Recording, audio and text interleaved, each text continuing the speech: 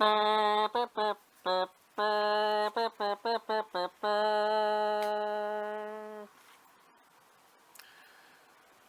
and welcome to number 27 of my vlog. Got a few things finished this time, so let's jump straight to them. Must warn you, this video contains explicit pictures of miners. Dwarf miners, that is. That was a terrible joke. And this is terrible lighting. So, yeah, you saw some of these, well, you saw all of these guys and a few others I haven't finished yet. In the last vlog, I've got these four painted so far. Here they are. They're a little bit rough and ready. The details on the original miniatures aren't brilliant, so that didn't help with the painting. But they came out alright. Better than this lighting, I think. Yeah. I don't really have much to say about them. They're dwarves and they're miners. This is a converted one on the end here that's catching on. Should we do these one at a time, maybe? Yeah, this is the leader one. He's converted from several models. I'm not sure all of which with what. I'm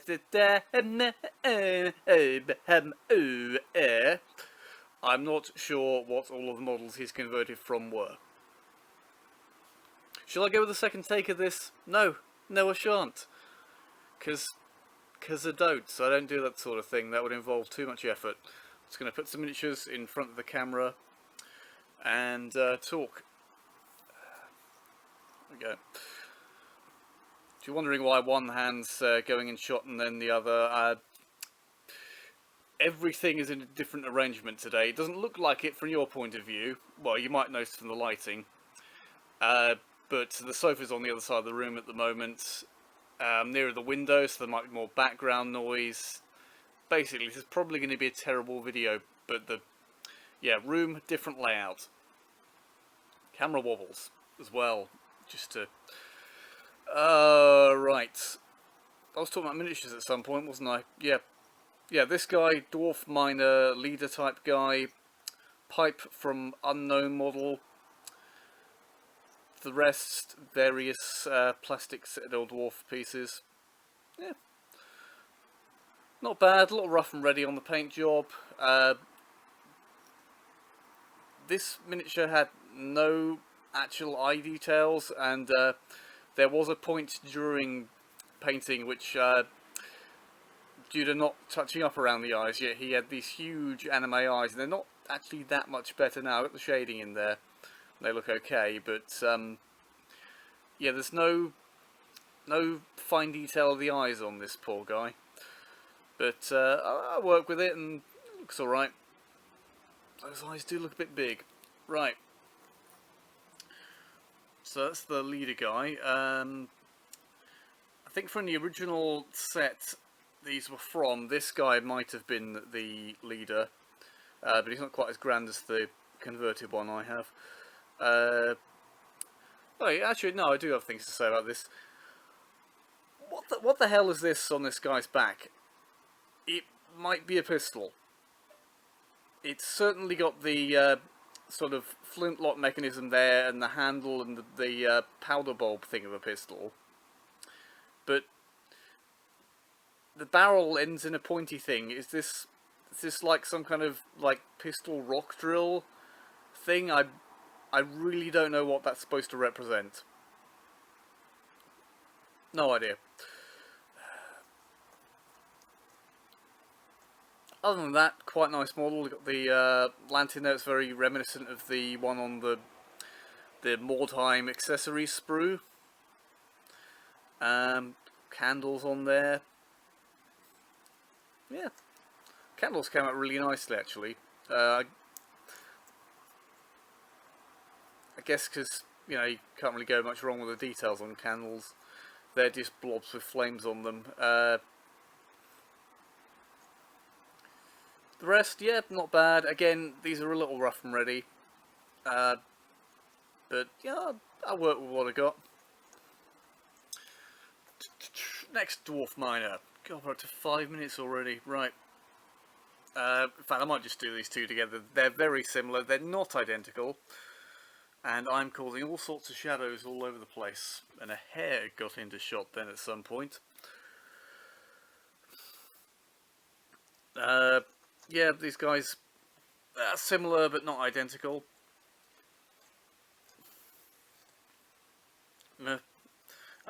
Painted, you've probably noticed. Well, it's more obvious from the backs actually on these ones.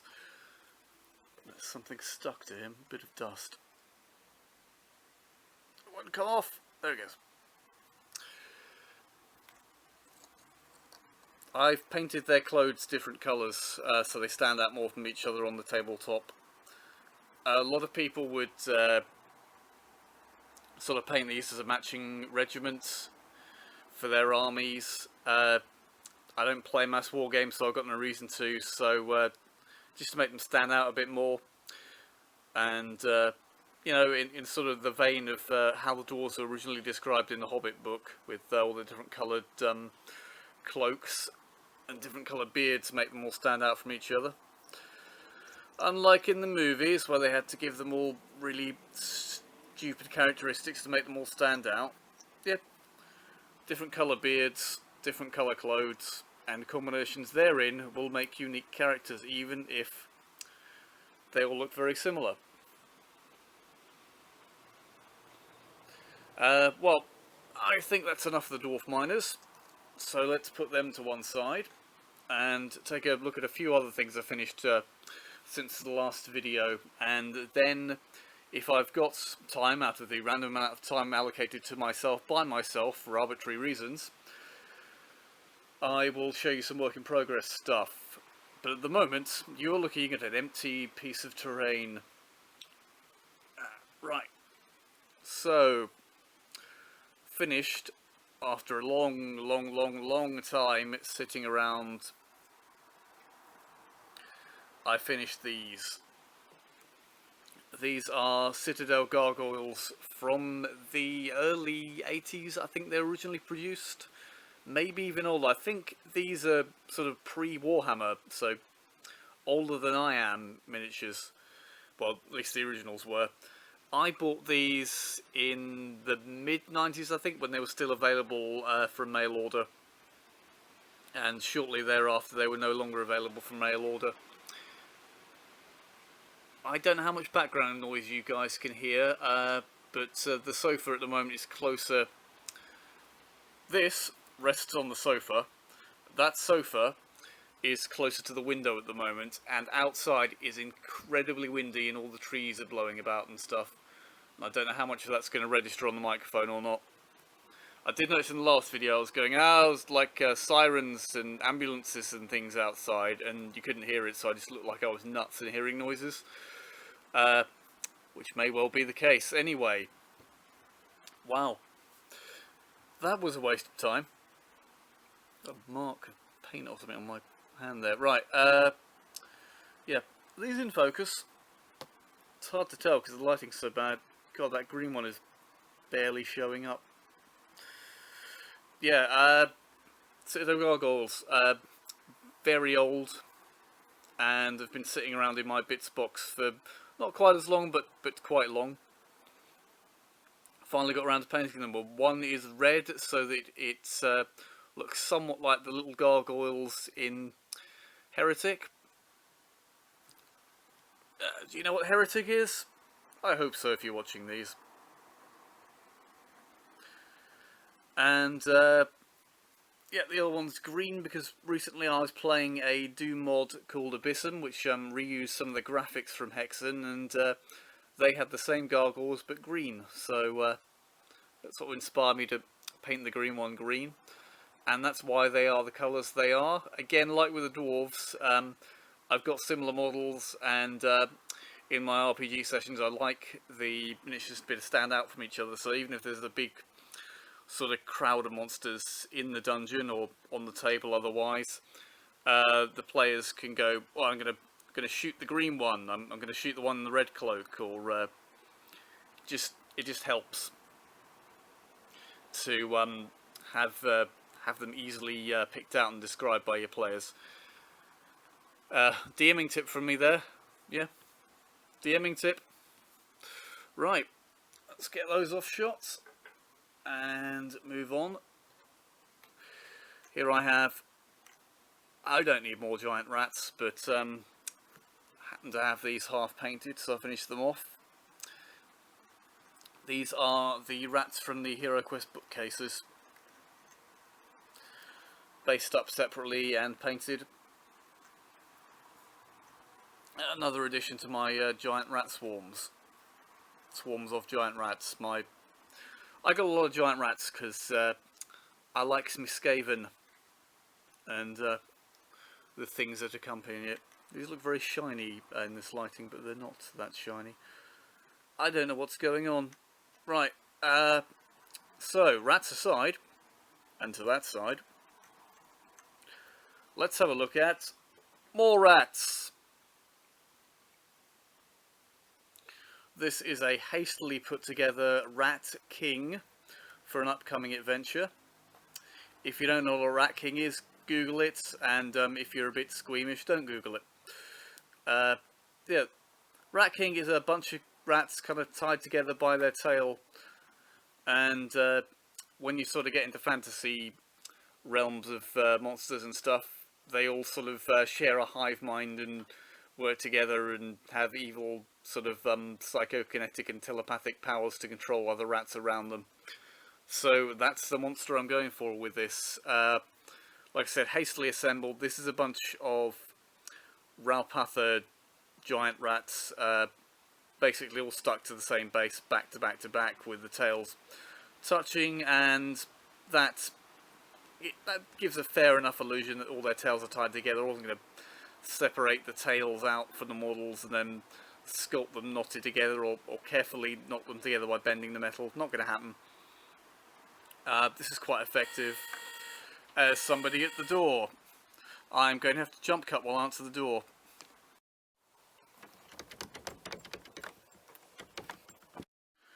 Surprise change of video subject, because something came in the mail.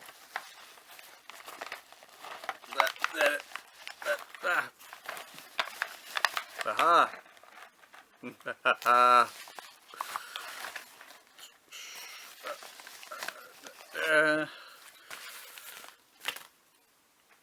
What is it? What are they? Why are there 3 of them? Right, it's Cacodemons. Well, not actually Cacodemons, they're Dark Watchers, but they're frickin' Cacodemons, look at them. Well, suppose you can't look. If you know what these are, you know what these are. Yep, ordered 3 of them. I'm very happy to see they came unassembled. Let's open one up and have a look. These are in the new Bones Black material, which means that they're nice, solidy plastic, as is the technical term. Look at this. Right. So yeah, these are a creature made by Reaper as part of their new Bones range, which resemble my favourite monster from the Doom series of games. Look at that. That is brilliant. I've ordered 3 of these. Wasn't quite sure what they were going to be like, because there was only sort of one picture I could find on the website. It's very difficult to do this while looking through the camera, so I'm going to look over the top of the camera and try and... there we go. Right. There's one assembled. So on the website, there was one picture of it from sort of that angle, so I didn't know what these were going to be like. I didn't know whether they were going to come assembled or what. So you're getting plain, absolute first-time reactions from me now on camera, which make this video worse than usual. I don't know. Yeah, it's a Cacodemon. Not sure if I'll use this base. Probably sort of pin mount this on some thick wire or something to make it look like it's floating. As I've probably mentioned several times and then not gone anywhere with the point, I've ordered 3 of these. One will be left to stock. The other one I'm going to try and convert so its mouth is a little more closed. And the third one, if I can manage it, I'm not so sure from how the sculpt is here, I'm going to put little arms on it and have a flaming skull popping out of its mouth and make it a pain elemental, as seen in Doom 2. But yeah, frickin' cacodemons. I love Doom. My absolute favourite computer game ever. Probably the greatest computer game of all time. And yeah, my favourite creature from Doom is the cacodemon. It's freaking iconic, and yeah, it was not a particularly original creature. It's well, oh, this should have a tongue. This should have a tongue. No, there's the tongue. It was lost in the packaging. Yeah, the id Software clearly took the head of the Astral Dreadnought from the front of the manual of the planes and just made that into a creature on its own. In fact, in the graphics files, it is called head. But yeah, that's the origins of what the cacodemon is. I've got the manual of the plane somewhere. Shall I go and get it just to make this video even more nerdy? One moment. Here we go. That's the manual of the planes. Just getting into frame there, if I hold it like that. Yeah, this is the illustration from which inspiration for the original cacodemon in Doom was drawn. So, several sort of people copying each other's later. I should really script the things, or at least think about what I'm going to say before I say them. Yeah. Several of that later, several layers of things inspiring each other later. Here's this.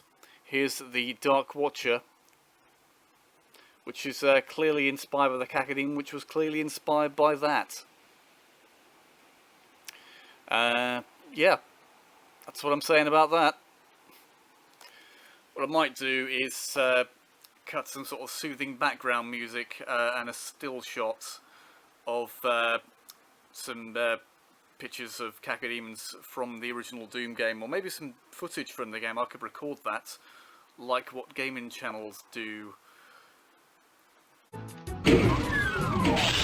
Cacodemons!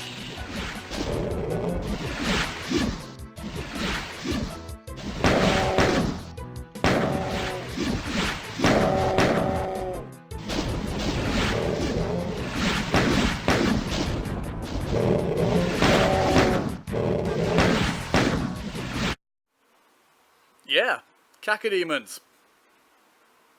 Excellent. Nice surprise that turning up in the mail suddenly while I'm filming a video.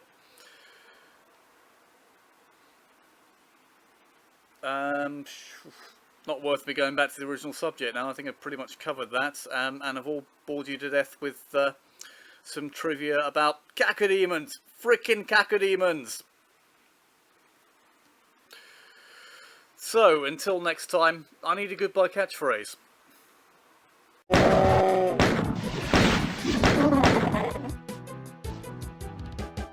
Dead cacodemon.